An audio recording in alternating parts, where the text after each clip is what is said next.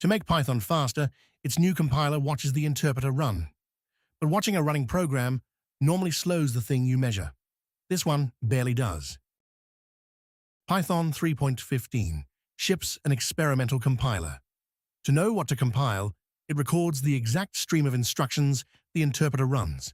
The recording means watching every instruction, and the watcher has to stay cheap. There are 3 ways to build that watcher. The first 2 are too slow. One runs a second interpreter beside the normal one, costing about 6%. The other checks every instruction. Both grow the hot loop, and it has to stay small. Here's the third way. An interpreter picks where to go next by looking each instruction up in a table of addresses.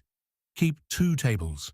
One variable says which is live, so switching modes is one pointer swap, with no branch on any instruction. Now the clever part, every instruction in the profiling table points at one recorder. It logs the step, then dispatches through the normal table to the real handler. Off, the interpreter runs as before. Turning it on or off is one line.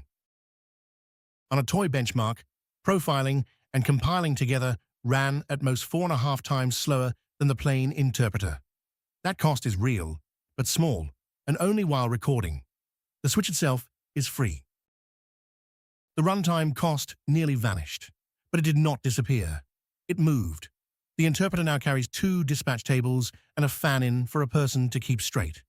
The author calls it elegant and hard to reason about. The lesson has nothing to do with Python. When you must watch every step, do not check at every step. Swap the rulebook. Route every step through one watcher.